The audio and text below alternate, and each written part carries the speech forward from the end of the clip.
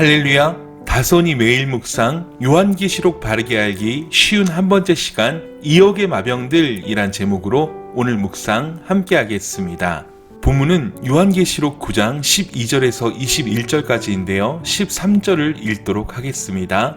여섯째 천사가 나팔을 불매 내가 들으니 하나님 앞 금제단 네 뿔에서 한 음성이 나서.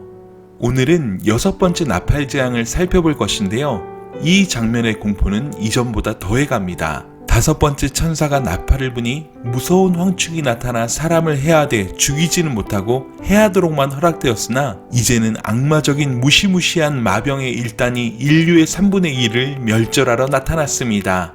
본문을 보시면서 말씀을 함께 살펴보도록 하겠습니다. 여섯 번째 천사가 나팔을 불자 하나님 앞 금제단 네 뿔에서 한 음성이 났다고 했습니다. 이것이 하나님의 음성인지 천사의 음성인지는 알 수 없지만 다만 한 가지 알 수 있는 것은 금제단 밑에는 순교자들의 영혼이 있고 그 위에는 성도들의 기도가 있었습니다. 따라서 이 재앙은 성도들의 기도의 결과라는 사실을 암시적으로 말씀하고 있는 것입니다. 큰 강 유브라데에 결박된 네 천사들은 무서운 심판을 실행하는 일을 하게 됩니다.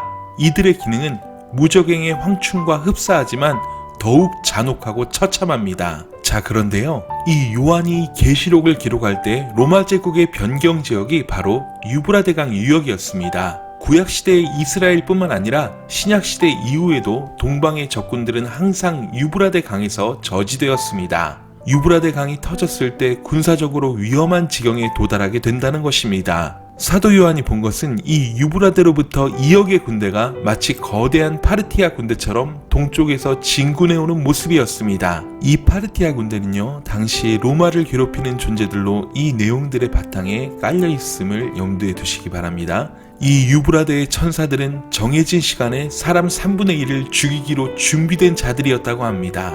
이 심판을 위해 2만만의 마병이 나오는데요. 2만만은 숫자로 2억입니다. 이 2억의 마병들은 만약 78억이 지구의 인구라면 26억의 사람들을 죽이는 것입니다. 엄청난 재앙입니다. 차마 눈뜨고 볼 수 없는 재앙이기도 합니다. 17절부터는 마병들의 모습을 보여주는데요. 사도 요한은 황충의 모습을 설명한 것처럼 마병들의 모습을 클로즈업하면서 설명하고 있습니다. 그들은 불빛과 자줏빛과 유황빛 흉갑을 착용했다고 합니다. 호심경이란 흉갑과 같은 것입니다. 흉갑의 모양보다는 색에 더 주목하고 있는 것은 이들이 불과 연기와 유황이 나오는 입을 가지고 있었기 때문입니다.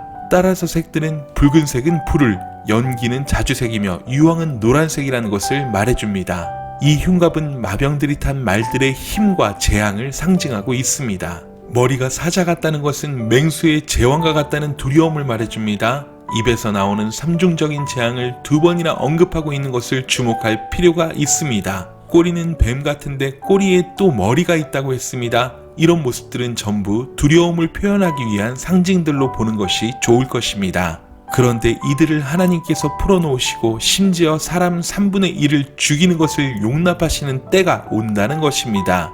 이렇게 하시는 이유는 애굽의 열 재앙과 그 맥을 같이 하는 것입니다. 한 사람이라도 하나님을 인정하고 돌아오라는 것입니다. 그러나 오늘 본문의 단락의 결론은 끝까지 회개하고 돌아오지 않는다는 것입니다. 이것이 인간의 불행이란 것입니다. 3분의 1은 여전히 하나님의 은혜가 끝나지 않았음을 알리는 것임에도 말입니다. 사랑하는 여러분, 하나님께서 이 여섯 번째 나팔 재앙을 말씀하시는 이유가 무엇입니까? 다른 재앙들도 마찬가지입니다.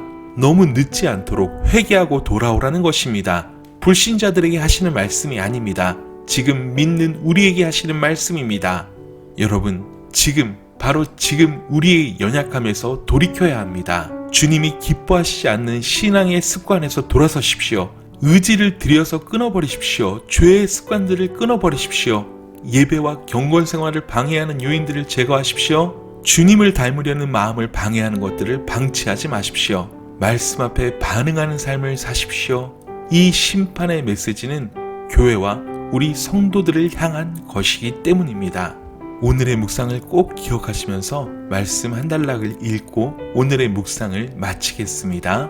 근신하라 깨어라 너희 대적 마귀가 우는 사자같이 두루다니며 삼킬 자를 찾나니 너희는 믿음을 굳건하게 하여 그를 대적하라. 이는 세상에 있는 너희 형제들도 동일한 고난을 당하는 줄을 알미라. 모든 은혜의 하나님 곧 그리스도 안에서 너희를 부르사 자기의 영원한 영광에 들어가게 하시니가 잠깐 고난을 당한 너희를 친히 온전하게 하시며 굳건하게 하시며 강하게 하시며 털을 견고하게 하시리라.